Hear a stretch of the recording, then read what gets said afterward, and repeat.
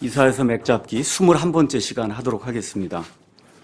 이사야서는 66장으로 되어 있고 앞에 39장하고 뒤에 27장의 내용이 판이하게 이제 다르다고 이야기했습니다. 특별히 뒤에 40장부터 66장까지는 아직 유다 백성이 바빌론 포로 생활 들어가지 않았거든요. 근데 하나님께서 그 앞날을 내다보시고 바빌론 포로 생활 갔다가 다시 돌아오게 될 그 유다 사람들에게 희망과 위로를 주기 위해서 이 말씀을 이제 기록하셨다. 1차적으로 그렇게 되고, 그 다음에 이스라엘이 바빌론 포로 생활 간 그때부터 시작해서 예수님 재림하실 때까지 나라를 갖지 못하고 온 세상 이제 또 돌아다니게 돼요.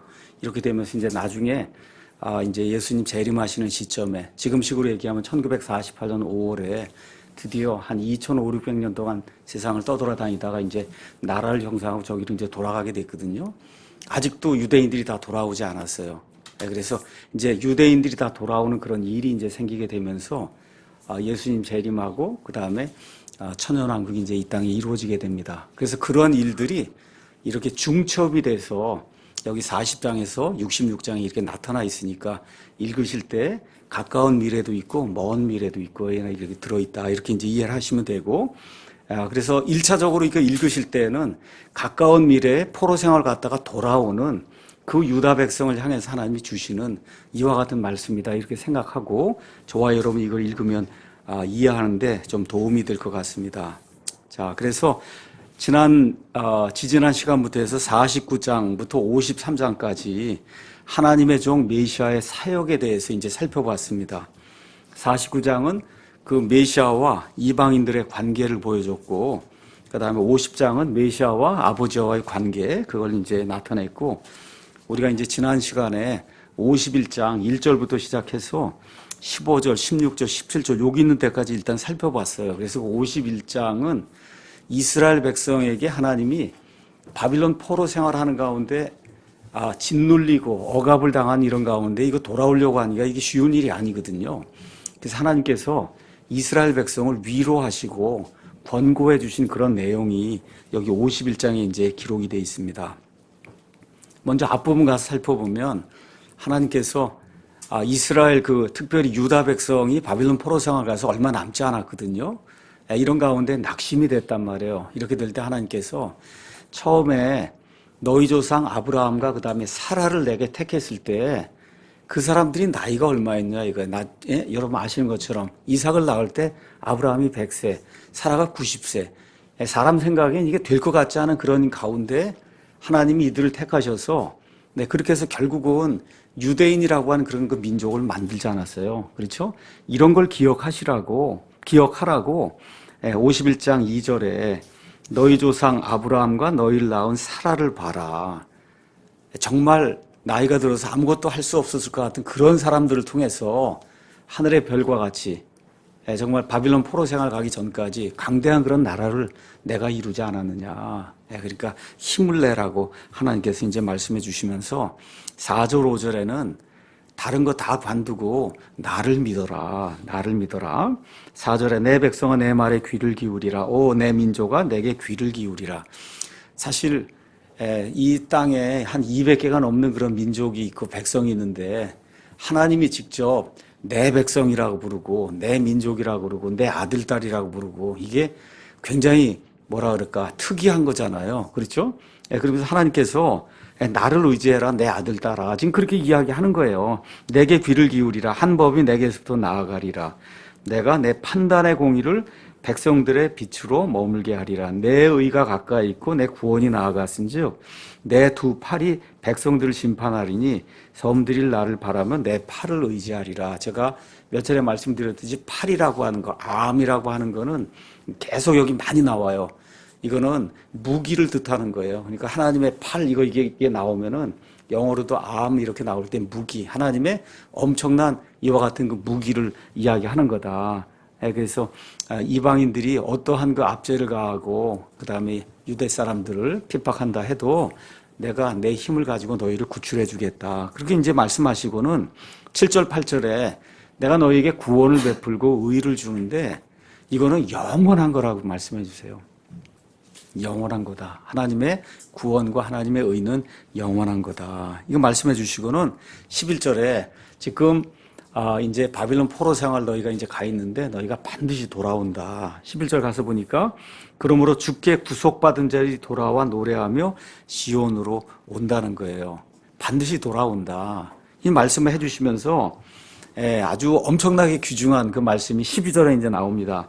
나 곧 내가 너희를 위로하는 자이거늘 너는 누구에게 죽을 사람을 무서워하며 풀같이 될 사람의 아들을 무서워하냐. 바빌론 사람들이 너희의 죄들로 인해서 너희를 심판하려고 그래서 너희를 데리고 갔단 말이에요. 그런데 바빌론 그 사람들을 두려워하지 마라. 내가 너희를 위로하는 이와 같은 존재다. 이렇게 말씀해 주시고 하나님이 그 다음에 13절에는 나는 어떤 존재냐. 하늘들을 펼치고 땅의 기초들을 놓은 주 곧 너를 만든 자를 내가 왜 잊어버리느냐. 저와 여러분이 이 땅에 살면서 어려움 많이 겪을 수 있습니다. 지금 특별히 나라 때문에 걱정하는 그런 분들 오늘 아까도 기도하시면서 이게 있는데 요새는 오히려 좀 마음이 편안해졌어요. 지난 70년간 이 나라를 보호해 주시고 지켜주신 그 하나님이 목적이 있어서 이 나라를 이렇게 부흥시켜 주지 않았겠는가 이런 생각이 딱 들면서 어떤 일이 생겨도 하나님께서 올바른 길로 이 나라를 이끌어 주시지 않겠는가. 그러니까 이렇게 좀 소망을 가지면 좋겠어요. 나 곧 내가 너희를 위로한 자. 트럼프도 아니고 뭐 미국도 아니고 하나님이 우리를 위로해 주신다는 겁니다. 그래서 이렇게 기억하시고 그 하나님이 창세전에 어찌됐든 우리 믿는 자들이 많은 이 대한민국이라는 나라를 머릿속에 두시고 가장 가난한 나라에서 지금 세계 10위의 이런 국가를 하나님이 만들어 주셨잖아요. 여러분 한번 생각해 보세요. 이게 우리 힘으로 가능한가? 그래서 하나님이 뭐라고 말씀하시냐? 나는 하늘들을 펼치고 땅에 기초를 놓은 그러한 자다. 그러니까 이걸 기억하시고 하나님 앞에 우리의 소원을 그 일이 뭐 국가의 일이든 교회의 일이든 개인의 일이든 우리가 살면서 어려움 당할 때 꼭 하늘들을 펼치고 우주가 지금 팽창해 나가잖아요. 이게 우주를 팽창을 막 시켜가면서 땅의 기초들을 놓은 그분을 우리가 우리의 위로자로 삼고 우리의 창조자로 삼고 그래서 하나님을 두려워하면 사람을 두려워하지 않는다 그랬잖아요. 그렇죠? 하나님을 두려워하면 사람을 두려워하지 않는다. 이걸 저와 여러분이 꼭 기억하면 좋겠어요. 하나님을 두려워하면 사람을 두려워하지 않는다. 이러한 그 심정으로 하나님 앞에 우리의 아뢰할 것을 아뢰게 될 때 하나님이 분명하게 우리의 간절한 소원을 들어주실 줄로 믿습니다. 자, 이게 끝난 다음에 하나님이 뭐라고 이제 또 말씀하시느냐 하면 이제 바빌론에서 이제 포로 생활 갔다가 다시 돌아오는 그 일이 마치 뭐하고 똑같으냐 하면 이집트에서 400년간 노예 생활하다가 하나님의 강권적인 은혜로 그렇죠. 홍해를 가르고 하나님이 구출해 주셨잖아요. 그 일하고 똑같은 거다. 같은 종류다. 그러니까 이미 너희 조상들이 이집트 탈출을 경험했듯이 이제 바빌론에서 탈출하는 것도 내가 그 일을 이룰 테니까 그게 마치 하나의 예표로 그렇게 생각을 해라. 말씀해 주시면서 하나님이 16절에 내가 내 말들을 내 입에 두고 내 손 그늘 속에 너를 가렸나니 이것은 내가 하늘들을 심고 땅에 기초들 놓으며 시온에게 이르기를 너는 내 백성이라 하려 하면, 야, 굉장한 말이에요. 왜 땅을 만드셨냐? 하나님이 유대인들에게 너는 내 백성이라고 하는 거, 이걸 알려주기 위해서. 그래서 이 모든 것들을 너를 위해 만든 거라고 하나님 말씀해 주시고, 이게 구약시대 유대인들에게 그렇게 적용이 되고 신약시대 하나님의 아들, 딸들에게도 그대로 적용이 된다고 믿어요. 이 땅이 왜 존재하냐? 저와 여러분을 위해서 존재한다고요. 저와 여러분을 위해서, 하나님의 아들, 딸들을 위해서 존재한다. 이렇게 생각하시고 어려움을 당할 때 하나님께 간절히 기도해서 기도의 응답을 받는 저와 여러분이 되기를 간절히 원합니다. 자, 이거 이제 말씀해 주시면서 17절에서 이제 23절에는 깨라고 하나님이 이제 말씀하시는 거예요. 그래서 여기 51장, 52장에는 깨라고 하는 말이 몇 번 나옵니다. 일단 먼저 51장 9절에는 주의 팔이여 깨소서, 영어로 가서 보면 awake예요. 그러니까 하나님의 팔이, 손이 잠에서 깨어나서 하나님의 일을 이루기를 원한다는 그런 의미의 지금 깨라고 하는 말이 나오고, 그 다음에 여기 17절에 깰지어다 해서 유다 백성, 바빌론 포로 생활 가 있는 그 백성이 깨어나야 된다 하나님 말씀하시고, 그 다음에 52장 1절에 가니까 또 깰지어다 영어로 awake라는 말이 또 나온단 말이에요. 그러니까 이거 별거 아닌 것 같아도 51장에서 지금 52장까지 깨어나라 계속 이야기하는 거예요. 그래서 여기 17절에는 오 주의 손에서 그분의 분노의 잔을 마신 예루살렘이여 깰지어다 일어설지어다 내가 사람을 떨게 만드는 그 잔의 찌꺼기를 마시되 그것을 다 짜내어 마셨도다. 지금 그 이야기하면서 지금 유다 백성이 바빌론 포로 생활을 가 있어요. 아주 침체가 되고 낙심이 되고 그냥 바빌론 사람들에게 기가 질려 있는 거예요. 지금 이렇게 되다 보니까 의기소침하고 무기력하고 아무것도 할 수 없다 그러고 하니까 하나님이 일어서라고, 너에게 지금 바빌론 사람들의 그 진노의 포도주 이걸 마시고선 말 그대로 몽롱한 그런 상태에 있다는 거예요. 미혹의 영에 지금 빠져 있다. 그래서 깨어나라고 하나님이 말씀을 이제 해주시는 겁니다. 그러니까 무감각 상태에 있는 거예요. 그냥 바빌론에 가서 그냥 여기서 그냥 우리가 계속 사는가 보다 이렇게 생각하고 무감각하게 지금 살고 있는 이 사람들 향해서 깨어나라고 하나님께서 이제 말씀을 해주시는 겁니다. 그래서 하나님의 심판을 바빌론을 통해서 유다 사람들이 받고 말 그대로 분노의 잔을 받은 상태에서 지금 바빌론 포로 생활을 이제 하고 있거든요. 18절에 가서 보니까 어느 정도냐, 아무도 유다를 구해줄 사람이 없다는 거예요. 그녀가 낳은 모든 아들들 가운데서 그녀는 예루살렘이든 시온이든 이스라엘이든 그녀를 인도할 자가 없고 그녀가 기른 모든 아들들 중에서 그녀의 손을 잡아줄 자가 없다는 거예요. 그러니까 그냥 손 타놓고 낙심하는 거예요. 이거 도대체 우리가 여기서 어떻게 바빌론 포로 생활 끝나고 돌아갈까 생각을 하고 해도 안 되는 거예요. 근데 하나님께서 깨어나라고 이제 이야기를 하시는 겁니다. 그렇죠? 19절에 이 두 가지 일이 내게 임하였으니 누가 너를 위해 슬퍼하랴고 황폐함과 파멸과 기근과 칼이니 내가 누구를 통해 너를 위로하랴. 하나님의 심판을 통해서 네 가지가 이 예루살렘에 임했는데 하나님이 이걸 압축을 해서 둘이라고 이야기합니다. 둘. 그래서 앞에 황폐함과 파멸, 이거는 땅에 이루어진 심판이다 이렇게 보시면 되고, 기근과 칼은 백성에게 이루어진 그런 심판이다 이렇게 보셔도 되고, 또 기근과 칼이 황폐함과 파멸을 가져왔다 이렇게 보셔도 되고, 하여튼 어쨌든 네 개로 나와 있는데 하나님 그걸 두 개로 지금 압축을 하고 있어요. 그래서 이런 일들 때문에 20절에 가서 보니까 어떠한 결과가 생겼냐, 내 아들들이 힘을 잃고 그물에 걸린 들소처럼 모든 거리에 누웠으니 그들에게 주의 경노와 내 하나님의 책망이 가득하도다. 아직 이사야 당시에는 바빌론이 세력을 아주 크게 확장을 해서 전 세계를 다스린 그런 왕국은 아니었어요. 근데 하나님 이사야를 통해서 앞날을 내다 보여주시고 이렇게 한 다음에 100년쯤이고 시간이 지나서 드디어 바빌론이 강성하게 돼서 유다를 침공하게 되고, 유다 침공할 때 그 당시에 유명한 대언자가 있었어요. 누구죠? 예레미야가 그난 40년 동안 하나님 말씀을 대언했는데 예레미야의 말을 들은 사람이 거의 이렇게 두 손가락 안에, 10손가락 안에 들 정도로 없었어요. 이렇게 해서 예레미야가 눈물을 흘리며 40년 동안 하나님 말씀을 대언했는데 믿는 사람이 거의 없어요. 결국은 바빌론 포로 생활 갈 때 여기 가서 보니까 어떤 일이 생겼냐, 예레미야 애가 가서 한번 잠깐 보겠습니다. 예레미야 애가 4장에 가서 보시면 참 엄청나게 슬픈 일이 그 안에 이제 생겼습니다. 4장. 우리 한영대역으로는 1206쪽에 있는데, 어찌 금이 어둡게 되었는가, 어찌 가장 좋은 정금이 변질되었는가, 성소의 돌들이 모든 거리의 윗부분에 쏟아졌도다. 이렇게 이제 이야기하면서 아까 읽은 것처럼 정금에 비할 만큼 보배로운 시온의 아들들이 어찌 토기장의 손으로 만든 질항아리 같이 여겨지게 됐냐. 이렇게 되니까 그냥 부모들이 무정하게 된 거예요.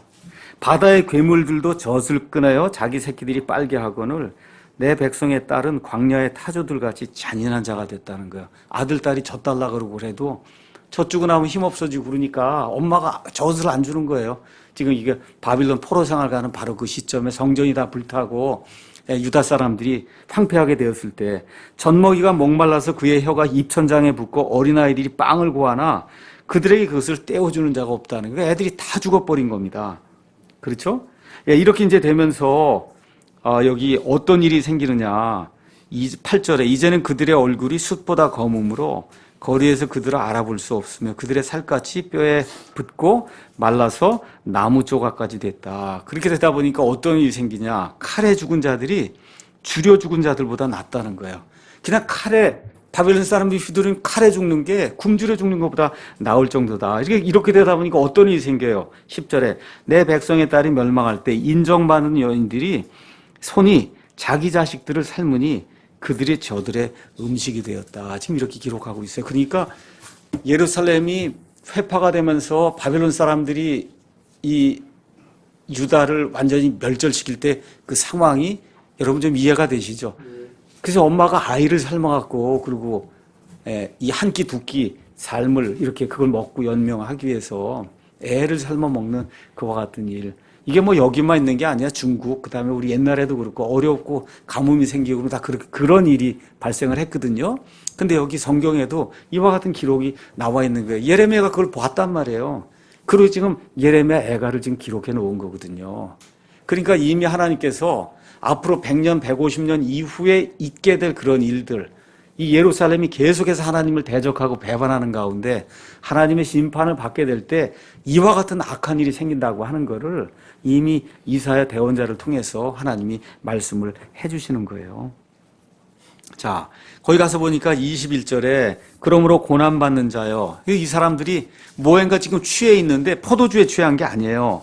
다른 것으로 취했어요. 뭘로 취했냐? 17절 가서 보니까 그분의 분노의 잔을 받았다는 겁니다. 하나님의 분노의 잔을 받으면 그러면 사람들이 정신이 없어진다는 거예요. 정신이 없어진다. 그래서 이 나라가 바로 살기 위해서는 최소한 우리 하나님의 영을 가진 그리스도인들만이라도 미혹의 영에 빠지면 안 됩니다. 아니, 다른 그리스도인 다 그런다 해도 정말 우리 킹제임스 성경을 들고 정말 하나님의 은혜와 긍휼을 간구하는 우리는 이 미혹의 영에 빠지면 안 돼요. 이거 빠지면은 정말 사람이 옳고 그른 거 구분을 못하게 되거든요. 자, 그래서 22절에 하나님이 내 주, 곧 자신의 백성을 변호하는, 사정을 변호하는 주 내 하나님이 이같이 말하노라. 보라, 내가 사람을 떨게 만드는 잔, 곧 내 경노의 잔의 찌꺼기를 내 손에서 거두어 다시는 내가 그것을 마시지 않. 드디어 이제 바빌론을 하나님이 멸절시킨다는 거예요. 이렇게 해서 다시는 이제 더 이상 그거 먹지 않게 한다. 그 잔을 너를 괴롭히는 자들의 손에 두겠다는 거예요. 그렇죠? 이 사람들이 어떤 사람들이냐? 그들은 전에 내 혼에게 이르기를 엎드리라 우리가 넘어가리라 하던 자들이라 해서 이스라엘을 괴롭히고 유다를 괴롭히던 그 자들에게 이 쓴 잔을 마시게 하고 너희는 다시는 마시지 아니하게 하고 너희를 다시 복원하겠다고 하나님께서 아름답게 이렇게 말씀해 주신 내용이 그 안에 이제 기록이 되어 있어요. 그러니까 이 얘기는 뭐예요? 바빌론이 결국 멸망한다는 거죠. 그렇죠? 바빌론이 멸망하니까 유다가 돌아오는 거예요. 바빌론 멸망이 되기 전에는 유다가 결코 돌아올 수 없어요. 누가 바빌론을 멸망시켰어요? 페르시아의 고레스 왕이 멸망을 시키고 그러고 어떻게 해요? 곧바로 유다의 남은 자들 돌아오도록 그렇게 이제 만들어 주잖아요. 그렇죠? 예. 우리 한번 역대기하 한번 가서 볼까요? 역대기하 가서 보시면 참 귀한 말씀이 있습니다. 그렇게 고생 많이 했어. 바빌론 땅에 가서. 그렇죠? 이렇게 됐는데 드디어 어떤 일이 생겼어요? 이 페르시아의 고레스 왕이 이 강성하던 바빌론을 멸절을 시켰단 말이에요. 이러고 난 다음에 어떻게 해요? 유대 사람들이 해방을 선포하잖아요. 그렇죠? 36장 거기 가서 보니까 22절에 이제 페르시아 왕 고레스의 제1년에 그것도 멸절시킨 다음에 한 10년 있다 한 게 아니에요. 멸절시키자마자 바로 그 해에 주께서 예레미야의 입으로 하신 주의 말씀을 이루시려고 어떻게 예레미야에게 말씀했어요? 바빌론 포로 생활이 70년 간다 그랬단 말이에요. 그렇죠? 그 말씀을 이루시기 위해서 딱 70년 되는 그 해에 고레스가 온 생을 통치하는 그런 왕이 돼갖고 그래서 페르시아 왕 고레스의 영을 움직이심에 그가 자기의 온 왕국에 두루 선포하고 또 그것을 글로도 기록하여 이르되 페르시아 왕 고레스가 이같이 말하노라. 주 하늘의 하나님께서 땅의 모든 왕국을 내게 주시고 또 내게 명하사 유다에 있는 예루살렘에 자신을 위해 집을 건축하게 하셨나니 그분의 모든 백성 중에서 너희 가운데 거하는 자가 누구냐? 주 그의 하나님께서 그와 함께 계시기를 원하노니 그는 올라갈지니라. 그렇게 이제 돼 있는 거예요. 여러분, 유대인들 가지고 있는 유대인들이 가지고 있는 히브리어 성경에는 성경의 배열이 어떻게 되어 있냐. 이 역대기하가 구약 성경의 맨 마지막에 있어요. 그러니까 구약 성경의 맨 마지막이 뭐냐. 너희는 예루살렘으로 올라가라는 거예요. 올라가라. 근데 여기서 이런 말씀 보면서 저와 여러분 기억해야 될 게 있어요. 하나님이 고레스의 영을 움직였다 그랬어요. 그래서 지금 이 시간 저와 여러분이 기도해야 될 게 하나님이 트럼프의 영을 하나님이 움직여 주셔서 하나님이 주신 보편적인 자유민주주의, 자유시장 경제 체제 이런 것을 이 땅에서 지킬 수 있도록 이 땅에 이런 평화를 지킬 수 있도록 우리가 하나님께 간절히 기도해야 돼요. 여기 고레스가 그 일할 줄 누가 알았어요? 근데 하나님께서 그의 영을 움직이시니까 그거 어떻게 해요? 바빌론을 다 멸절을 시키더니 거기 바빌론 땅에 남아있는 유대 사람들 가운데 예루살렘으로 올라가서 하나님의 집을 건축할 그런 사람들은 어떻게 해요? 올라갈 찐이라 하고 명령을 내리잖아요. 그렇죠? 그러고 나서 바로 옆장으로 나오면 에스라가 나와요. 에스라가 지금 올라간 사람들 얘기해요. 옆장 가서 보세요. 거기 가서 보니까 이제 페르시아 왕 고레스의 제1년에 주께서 예레미야 입으로 하신 주의 말씀을 이루시려고 페르시아 왕 고레스의 영을 움직이심에 그가 자기의 온 왕국에 두루 선포하가 그것을 길로도 기록하여 조금 아까 나온 게 또 나오잖아요. 그렇죠? 예, 역대기 하에 나와 있는 그 말씀이 다시 한번 여기 에스라에 이제 나오면서 드디어 에스라에서 뭐가 나오는 거예요? 스룹바벨을 비롯해서 하나님의 집을 건축하기 위해서 바빌론 포로 생활에서 떠나서 하나님의 집을 향해 올라오는 그런 사람들 이야기가 이 안에 이제 기록이 돼 있는 거예요. 그러니까 역대기 상하는 언제 기록이 된 거냐? 바빌론 포로 생활 끝나고 나서 이 바빌론에서 예루살렘으로 돌아온 사람들이 과거 이스라엘 유다, 특별히 유다 백성의 역사를 다시 한번 재조명하면서 다시 해서 기록해 놓은 게 이게 역대기 상하예요. 그러니까 열왕기 상하하고 비슷한 것 같아도 기록된 연대가 다른 거예요. 열왕기 상하는 바빌론 포로 생활 가기 전에 이런 내용을 이제 기록한 거고, 이거는 바빌론 생활 다 끝난 다음에 왜 우리가 이렇게 어려움을 당했는가를 되돌이켜 보니 하나님을 대적하고 우상숭배를 행해서 그랬구나. 그럼에도 불구하고 하나님께서 다윗의 후손, 유다 지파에서 나오는 다윗의 후손, 그게 뭐예요? 유대인이거든요. 유대인이에요. 그 유대인들을 통해서 메시아 왕국을 가져오신다. 이거를 보여주기 위해서 다윗의 왕조를 중심으로 해서 역사를 아담부터 시작해서 끝까지 기록해 놓은 게 역대기 상하예요.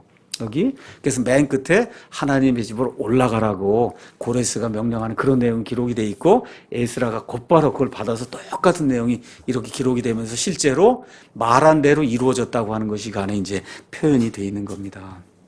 자, 52장에는 하나님이 이번에는 이스라엘에게 또 한 번의 권고를 주십니다. 또 한 번 권고.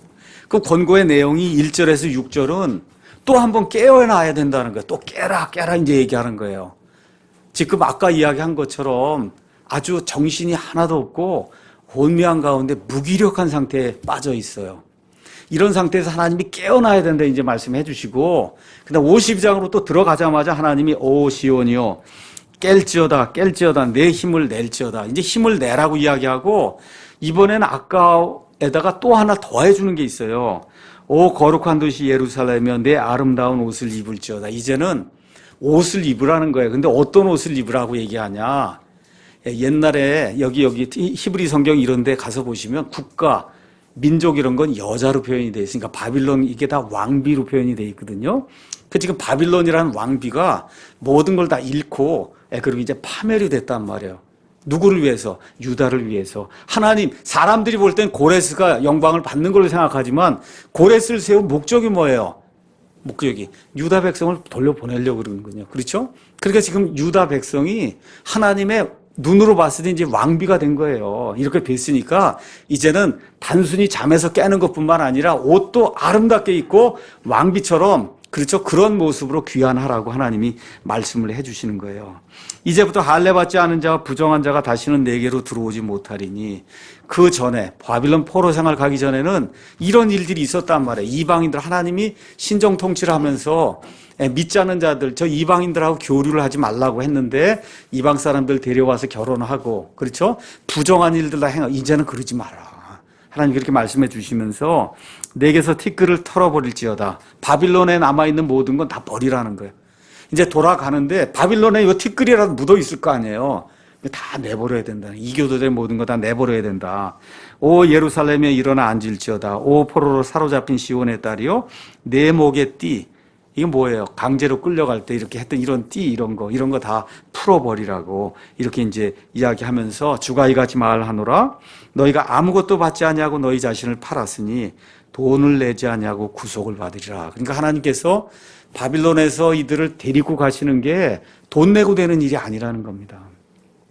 하나님이 강권적으로 불쌍히 여기시고 은혜를 베풀어 주셔서 말 그대로 무료로 되는 거예요. 무료. 그러니까 성경이 이야기하는 저와 여러분이 기도를 했습니다. 하나님의 은혜를 받았어요. 이거 까딱 잘못하고 생각해서 열심히 기도했더니 하나님이 이루어졌다. 이게 이렇게 되면 사실 아닌 거예요. 사실 우리는 그렇게 생각할 수 있지만 저와 여러분이 이런 모든 거 받는 건 무료로 받는 거 하나님의 은혜로 받는 거예요.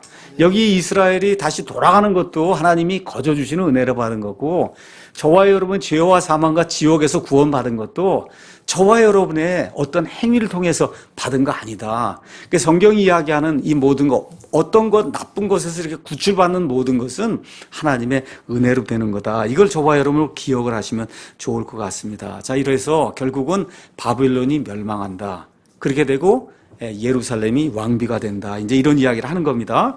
그래서 4절, 5절 가서 보시면은 주 하나님이 이같이 말하노라. 이전에 내 백성이 이집트로 내려가 거기에 머물렀고 그 아시리아 사람이 까닭없이 그들을 학대하였도다.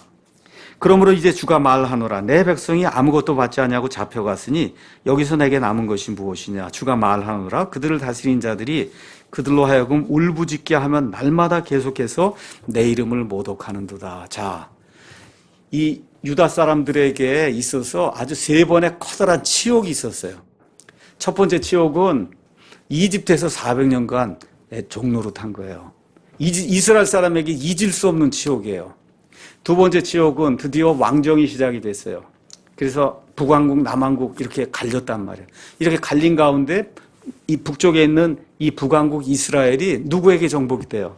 아시리아에게 정복이 돼갖고 아예 그냥 그 열 지파 자체가 다 끌려가고 이방인들이 여기 와갖고 사마리아 사람이 생기고 해서 아예 어떻게 됐어요? 거의 멸절이 되다시피 했잖아요. 그렇죠? 그러니까 아시리아에게 침략을 당해서 저 북왕국 이스라엘이 멸절이 된 게 아주 커다란 수치예요. 세 번째 수치가 뭐예요?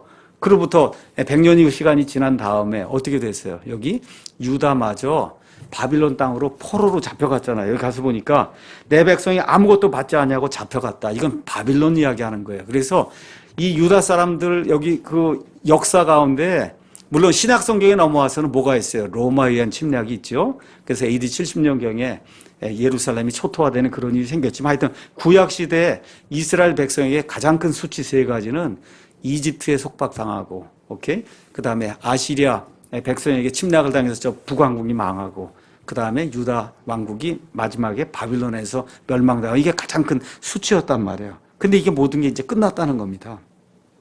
그렇죠? 모든 게 끝났다.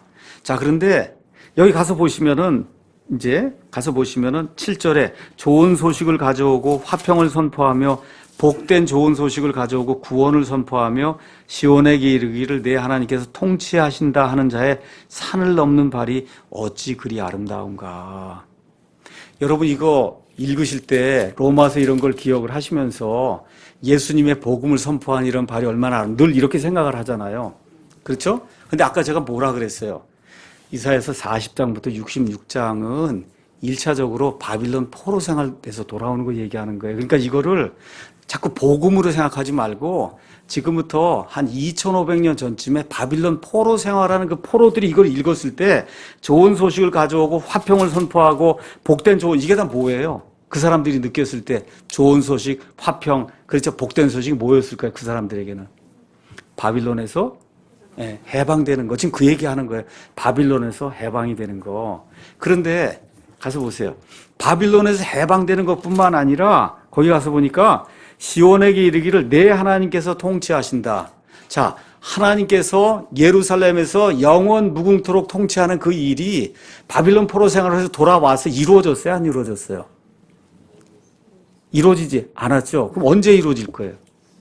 천년왕국에. 그러니까 이게 지금 두 가지를 다 포함하고 있는 거예요. 그러니까 궁극적인 성취는 언제 이루어지겠어요? 천년왕국일 때 메시아가 돌아올 때 그때 재림의 때 이루어질 거고 1차적인 가까운 미래의 성취는 바빌론 포로 생활에서 벗어난다고 할 때 복된 소식이다, 화평의 소식이다, 기쁜 소식이다 하고 많은 대언자들과 많은 이와 같은 그 사자들이 와서 그 말씀을 선포한다는 그런 의미라는 걸 저와 여러분이 이걸 읽으셔야 돼. 이거를 복음으로 자꾸 생각하시면 안 되고 이해하시겠죠? 이거를 받는 유다 사람들이 이걸 뭘로 받았을까? 예수님 십자가 이런 걸로 받지 않았단 말이에요. 이 사람들에겐 지금 화평의 좋은 복음의 소식이 바빌론에서 포로 생활에서 해방이 돼서 다시 유다 땅으로 간다는 이 놀라운 소식이 이들에게 전달이 될 때 이게 아름다운 복음을 가지고 이 산을 넘는 이와 같은 사람이다. 지금 성경이 이렇게 이제 표현을 하고 있는 겁니다. 그래서 이 말씀이 궁극적으로 성취가 되는 것은 어디에 나오느냐? 이사야서 61장에 나옵니다. 나중에 이사야서 61장을 시간이 될 때 이제 우리가 이제 계속 나가면서 이제 볼 거거든요. 그래서 혹시 시간이 되시는 분은 집에 가셔서 메시아 통치가 이루어지게 될 때 이때 이사야서 61장이 말 그대로 이루어지는구나 하고 생각하시고 61장을 한번 읽어보시면 도움이 될 겁니다. 자, 여기 가서 보니 52장 1절에 거룩한 도시 예루살렘에 이렇게 나옵니다. 영어로 홀리 시티 이렇게 되어 있어요. 예루살렘을 홀리 시티라고 불러요. 몇 번 나오냐? 8번 나옵니다. 8번 성경에. 그래서 느헤미야 11장 1절 18절 뭐 등등 해갖고 이 구약에 몇 번 나오고 그다음에 신약에는 마태복음 4장 5절 27장 53절 11장 2절 계시록 이렇게 해서 총 8번 중에 구약에 5번 신약에 이제 3번이 나옵니다. 자, 거룩하다고 하는 말이 뭐죠? 하나님이 어떤 목적을 위해 특별히 분리시켜 놨다는 거예요. 그러니까 예루살렘에 더러운 것이 없다는 뜻이 아니라 하나님의 특별한 목적을 가지고 하나님이 이 도시는 이 목적을 위해 내가 특별히 구분해 놨다는 거, 그런 의미의 거룩하다는 거예요. 예루살렘이. 그러니까 지금 여기 예루살렘을 가리켜서 거룩한 도시라고 이야기할 때 거기 뭐가 더러운 게 없다 그런 얘기가 아니라 하나님이 이스라엘 백성을 위해서 특별히 유다 백성을 위해서 만들어 놓은 계획이 있단 말이에요. 그 계획을 하나님이 실천하는 그와 같은 목적을 위해서 특별히 구분된 그와 같은 도시가 예루살렘이다. 이렇게 받으셔야 된다는 거예요. 여러분이 거룩한 도시로 이야기할 때 예루살렘은 그런 의미에서 하나님의 백성을 위해서 하나님이 이루시고자 하는 어떤 의도가 있는데 그것을 이루시기 위해서 하나님이 특별히 구분해 놓은 그런 도시가 예루살렘이다. 이렇게 이제 이해를 하시면 됩니다.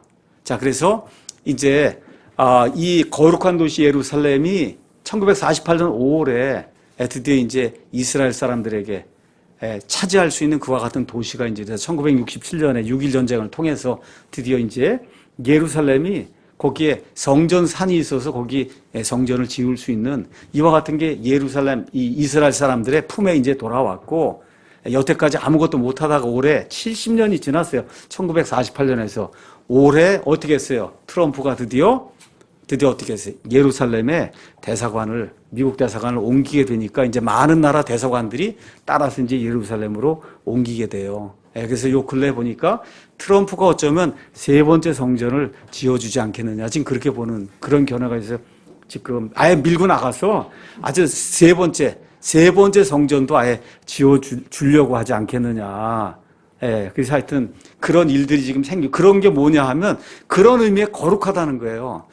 예루살렘 하나님이 특별히 특별한 목적으로 구분해 놨다는 거예요.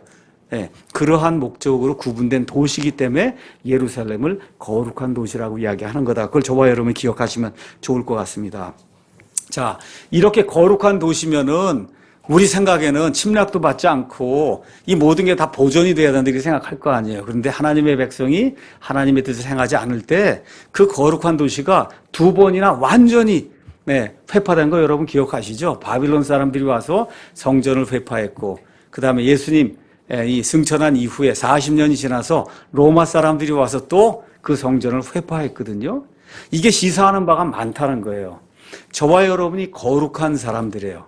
그래서 신약 성경에서는 성도라고 얘기해요.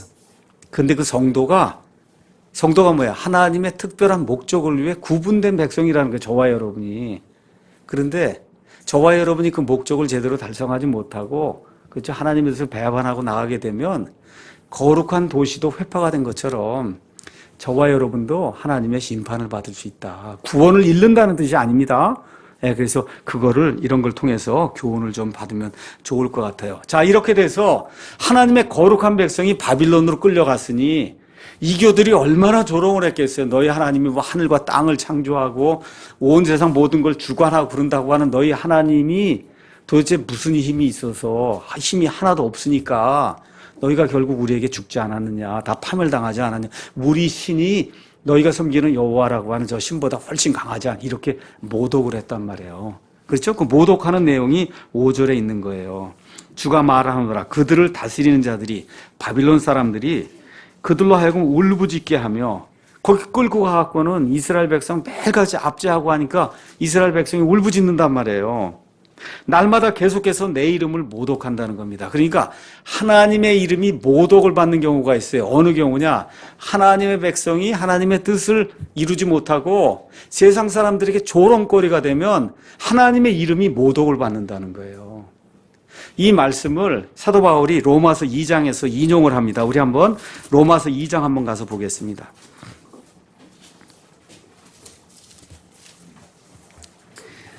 로마서 2장 23절에 유대인들의 죄를 쭉 사도 바울이 이야기하면서 2장 24절에 율법을 자랑하는 내가 이스라엘 사람이 율법을 어김으로 하나님을 욕되게 하느냐, 이것은 기록된 바 하나님의 이름이 너희로 말미암아 이방인들 가운데서 모독을 받는도다 함과 같으니라. 이 말씀이 아까 읽은 여기 이사야서 52장 몇 절에 5절 말씀이란 말이에요. 여기 모독받는 얘기 나오잖아요. 그렇죠? 그 모독받는 이야기 이렇게 지금 사도 바울이 거기서 이걸 끌어온 거예요. 너희가 하나님을 믿는다고 하면서 못된 짓을 하면 오히려 하나님의 이름이 모독을 받는다. 그러니까 유대인들이 하나님의 백성이라고 저 성전은 무너지지 않는다 그러고 그러면서 헛되게 하나님을 섬기다가 결국 쫓겨가서 바빌론 땅에 가서 살다 보니까 바빌론 사람이 계속 손가락질 하는 거예요. 그렇죠? 너희 하나님이 어디 있냐? 너희 하나님이 살아있느냐? 그렇죠? 그렇죠. 너희 하나님이 살아있으면 너희가 어떻게 여기까지 쫓겨와? 이러고서 계속해서 하나님을 모독하는 그런 행위를 했다.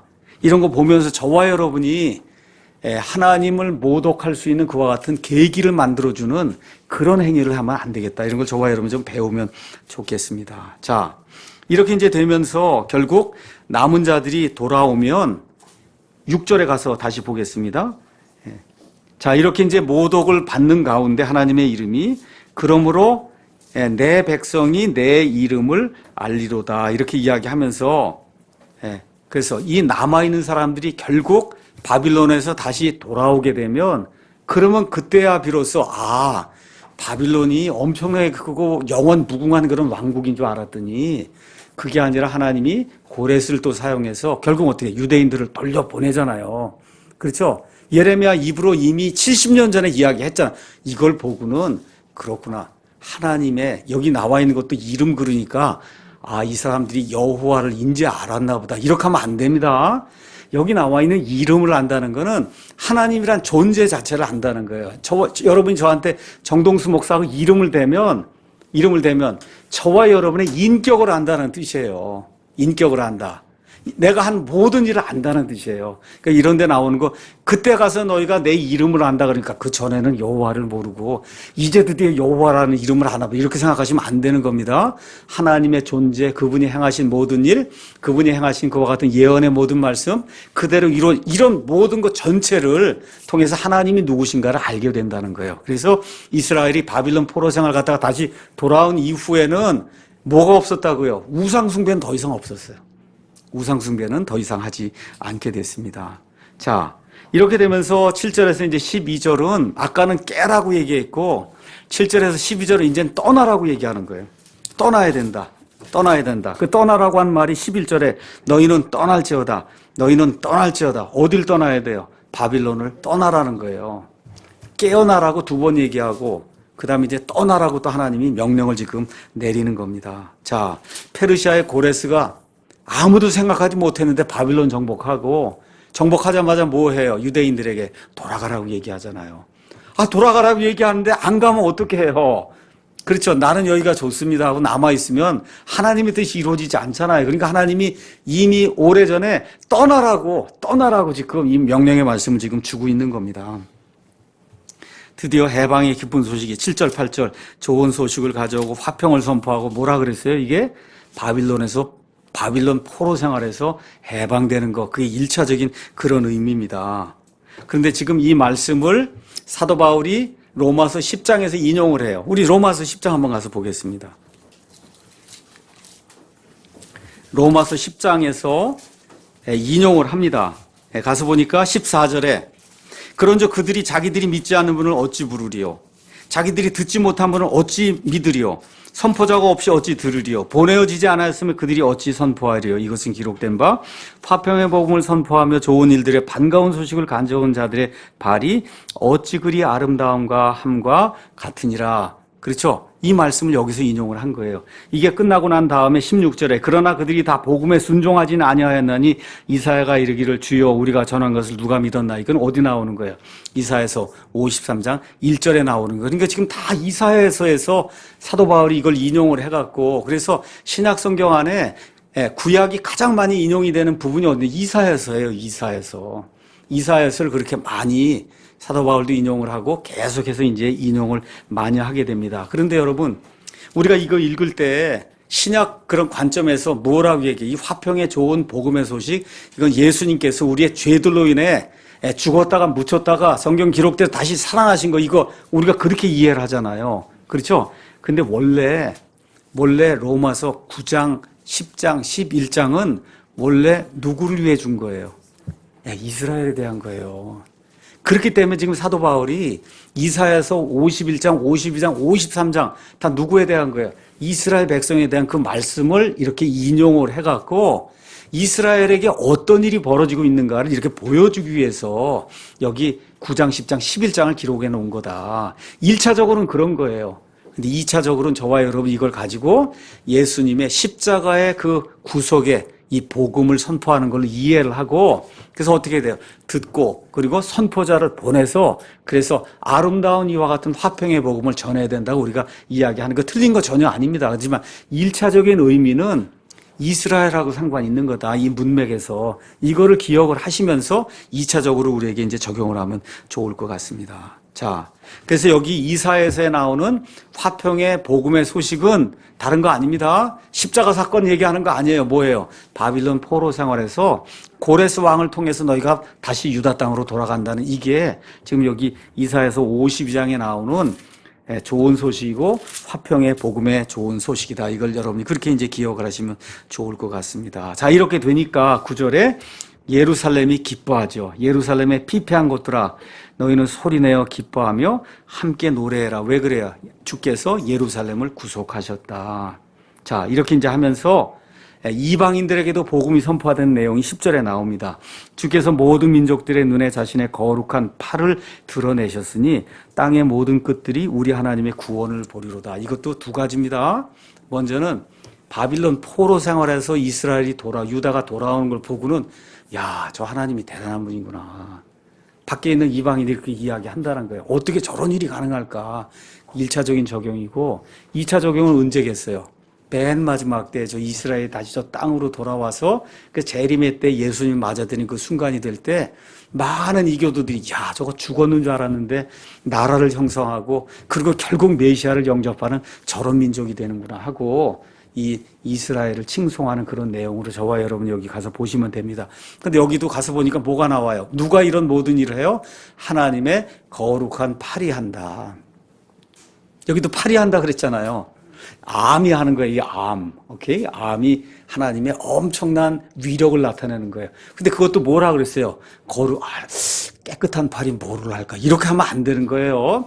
깨끗한 팔 이런 걸 생각하시면 안 되고 이 목적을 위해서 하나님이 특별하게 마련해 놓은 이와 같은 계획 이런 거를 거룩한 팔이라고 표현하고 있는 거다. 여러분 그렇게 이해하셔야 됩니다.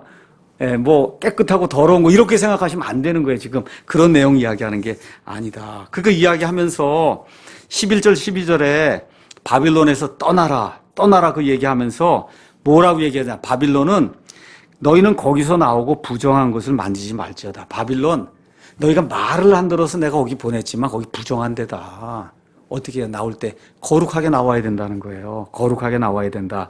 그래서 너희는 그녀의 한가운데서 나올지어다. 주의 기구들을 나르는 자들은 너희는 정결할지어다. 이게 무슨 얘기예요? 바빌론 이 포로 생활을 갈 때 어떤 일이 생겼어요? 느부갓네살이 와서 하나님의 집에 있는 그런 기구들, 그 남아있는 것들을 다 바빌론 자기 신의 신전에 갖다 놨거든요.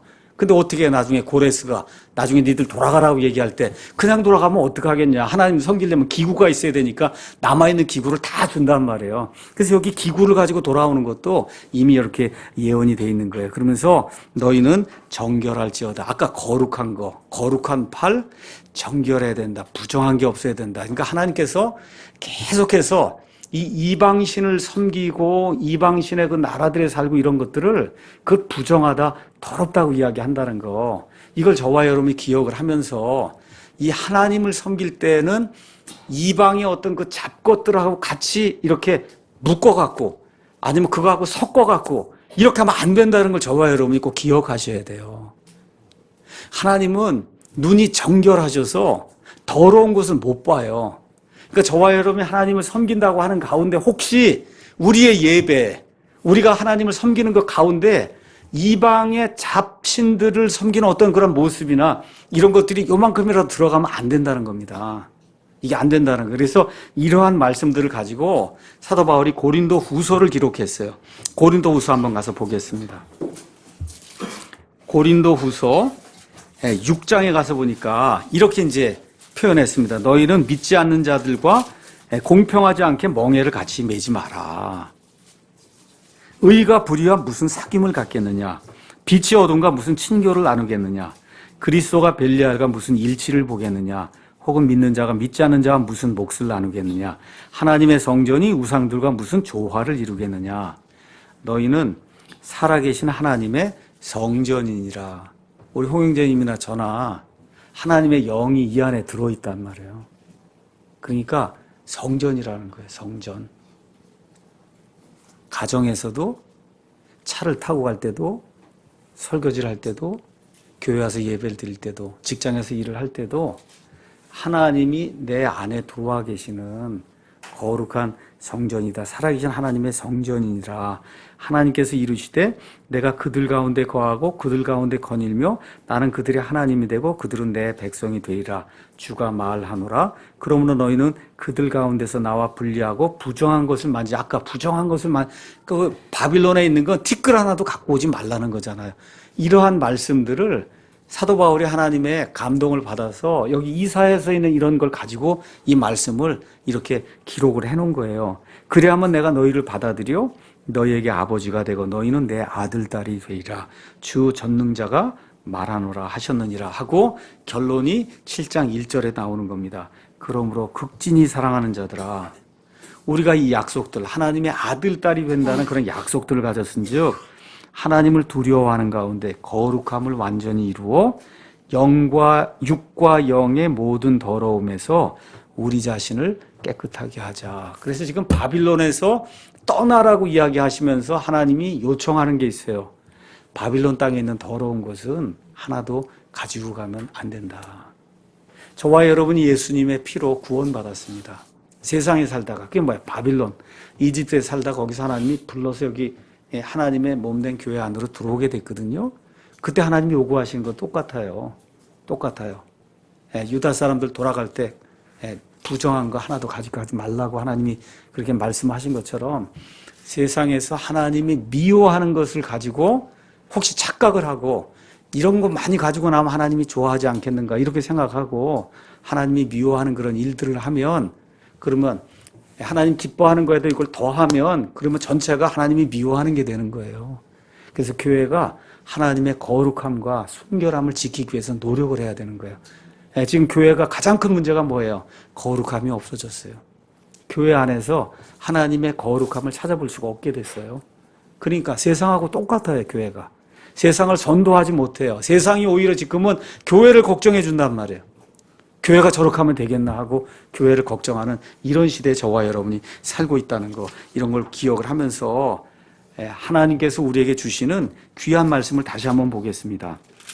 여기 12절 가서 보니까 어떻게 하나님이 뭐라고 말씀하시느냐. 주께서 너희 앞에 나가시며 이스라엘 하나님께서 너희의 후위대가 되시리니 너희가 급히 나가지도 아니하며 도망하지도 아니하리라. 자, 세상과 세상의 문화를 수용하지 않고 그리고 세상과 분리가 돼서 그렇게 생활하려고 하면 어렵단 말이에요. 그렇지 않습니까, 여러분? 어려워요. 세상 생활하는 게. 근데 하나님 뭐라고 말씀하시느냐? 내가 너 앞에도 가고 내가 너 뒤에도 가고 그래서 너를 보호해 주겠다. 유다의 그 남은 사람도 얼마 안 되는 사람들이 지금 여기 바빌론을 떠나서 다시 거기로 가려고 생각을 한번 해보세요. 거기 가면 70년 동안 바빌론 사람들이 다 모든 거 회파시켜 놔갖고 말 그대로 여우가 살고 그냥 늑대가 사는 이런 데가 됐단 말이에요, 거기. 거기 가서 지금 아무것도 없는 가운데 성전을 세우고 성벽을 세우고 이런 거 생각하면 갈 수가 없는 거예요. 너무 힘들어서. 근데 하나님 뭐라고 말씀하시냐? 내가 내 앞에도 가고 내가 너 뒤에도 갈 테니까 걱정하지 말고 나가라. 저와 여러분의 인생에 어려움이 반드시 닥칩니다. 어려움이 반드시 닥쳐요. 우리 홍 형제님도 어려움 지금 닥치고 있고 저도 어려움을 겪고 있고 여러분 다 마찬가지일 거예요. 인생이 이렇게 고난의 연속이에요. 근데 하나님께서 거룩하게 살고자 하는 그런 열망을 가지고 세상을 벗어나서 이쪽으로 나오게 될 때 약속해 주는 게 있어요. 고난과 고통을 면제시켜 주겠다고 그렇게 약속 안 하시고 내가 너 앞에도 가고 내가 너 뒤에도 가고 너를 그렇게 보호해 주겠다. 이렇게 약속을 해 주신 거예요.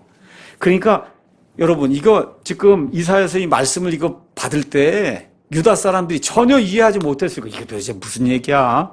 지금 잘 살고 있는데. 그렇죠. 우리가 지금 유다 땅에 지금 잘 살고 있는데 뭐 어디서 돌아오고 이런 얘기를 하고 있으니 그렇잖아요. 얼마나 이상했겠어요. 이 말씀을 받을 때. 근데 하나님께서 미리 앞날을 내다보시고 이 사람들 바빌론 포로 생활 갔다 오면서 그 몇 사람 안 낳는 그 남은 자들 돌아오는 이런 거 하나님이 보시면서 미리 격려와 위로의 말씀을 이렇게 주신다는 거 얼마나 기가 막힌지 알 수가 없습니다. 자, 13절, 14절, 15절 오늘 개략적인 것만 이야기하고 그 다음에 다음 시간에 이제 말씀을 드리도록 하겠습니다. 자, 여기 52장 13절, 14절, 15절은 원래 53장으로 해서 같이 붙여놔야 되는 거예요. 이제부터 다른 이야기예요. 그러니까 다시 말씀드려 이사야서에는 메시아로 나오는 그 종의 노래가 4번 나옵니다. 4번. 첫 번째가 42장 1절에서 7절, 49장 1절에서 6절, 그 다음에 50장, 그 다음에 네 번째 종의 노래가 이거예요. 여기 52장 13절부터 53장 12절까지 15절. 15절인데 세 절로 돼 있어서 세 절이 하나의 소절을 이루고 시로 생각하시면은 이 세 절 하나, 그 다음에 세 절 하나, 세 절 하나, 세 절 하나 이렇게 세 절 하나 돼서 5개의 조그만 소절로 돼 있다. 이게 지금 메시아의 종의 노래 4번째 거예요. 4개가 나오는데 4번째 거. 자, 여기 이 종의 노래에 대해서 구약 성경 학자로 유명한 사람이 있어요. 카일 예이츠라고 하는 사람이 뭐라고 얘기하냐. 이 5 소절로 구성된 이 종의 노래, 4번째 이 종의 노래가 성경에 나오는 메시아 예언 가운데 에베레스트 산과 같은 거다. 그렇게 얘기했습니다.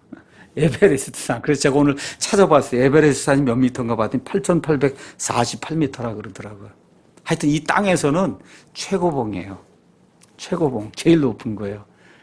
저도 이제 하나님께서 허락하시면 이제 한번 가서 보려고 그래요. 아직 못 가봤습니다. 성경 번역하고 하느라고 정신이 없어서 다 뒤로 미루고, 그리고 지금 있거든요. 이제 기회가 되면 한번 가서 보려고 그래요. 8,848m. 근데 여기 뭐라 그랬어요?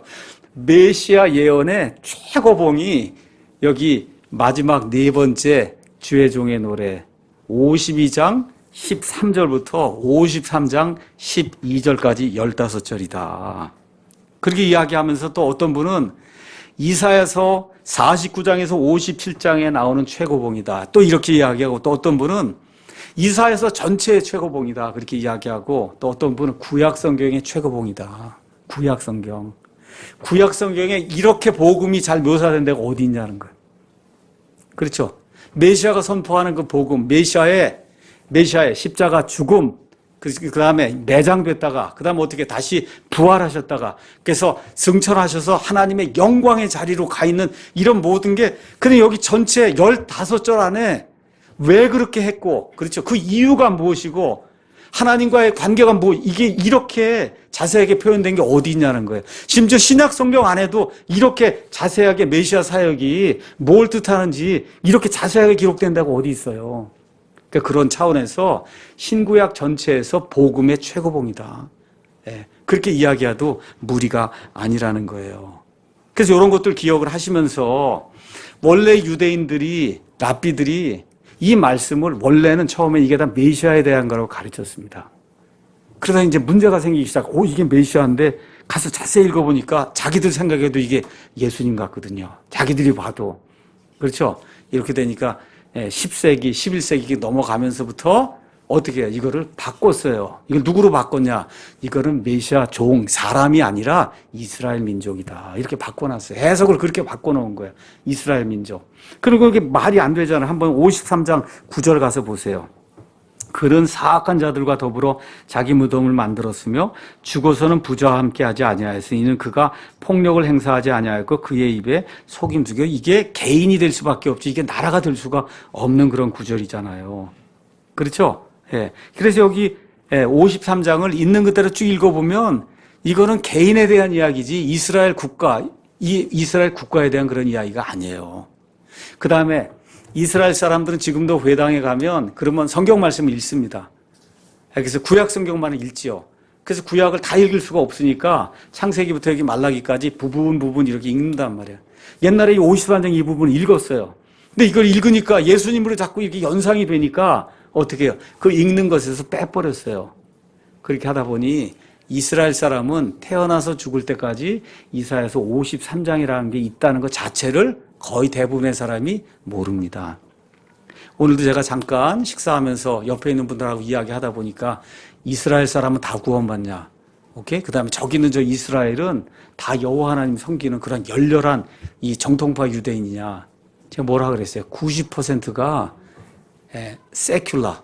쉽게 말씀드려 진화론도 믿고 동성애도 믿고 뭐 하여튼 이런 방식으로 그렇게 지금 저기 돌아와 있는 그러한 유대인이고, 진짜 구약시대 이 여호와 하나님 섬기는 사람은 진짜로는 그건 1%도 안 될 거예요.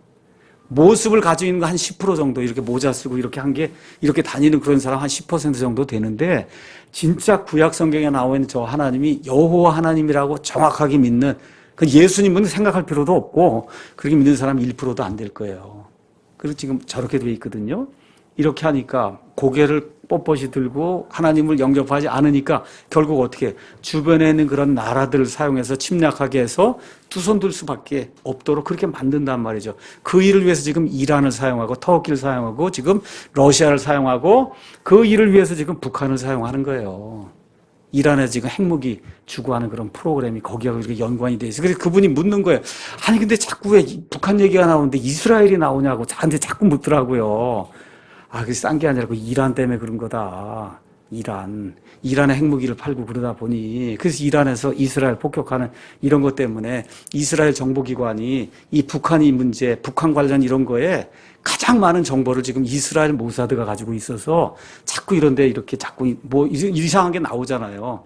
그래서 그분 얘기가 백두산 밑에 핵무기 그거를 100기를 숨겨놨다. 이런 얘기가 나왔다는 거예요. 누가 그랬냐 그랬더니 이스라엘 정보기관이 가르쳐줬다는 거예요. 그래서 그분이 아니 북한 얘기를 하는데 이스라엘이 왜 나오냐고. 그래서 100기 이런 거는 그건 거짓말일 수 있고 그건 뭐 정확하지 않은데 나오는 이유는 확실하다. 왜 그래요? 이란 때문에 그런 거다. 북한하고 이란하고. 그렇게 돼서 이게 연결이 돼 있다는 거. 이런 것들 기억을 하시면서 오늘 하나님께서 우리를 거룩한 백성으로 삼아주셨다는 거, 이걸 기억하시고 하나님이 미워하는 것을 미워해야 하나님이 기뻐해요. 하나님이 기뻐하는 것을 기뻐해야 하나님이 기뻐해요. 그래서 이거를 실천하는 저와 여러분이 되기를 원하고, 하나님의 손안에 인간의 역사와 나라의 역사가 다 이 안에 들어있다는 거, 고레스의 영을 움직이신 그 하나님께서 세상을 통치하는 통치자들의 영을 움직여 주셔서 그래서 이 땅에 화평과 자유가 이루어질 수 있도록 그렇게 저와 여러분이 간절히 기도하게 될 때 의인의 기도를 하나님이 들어주실 줄로 믿습니다. 아멘.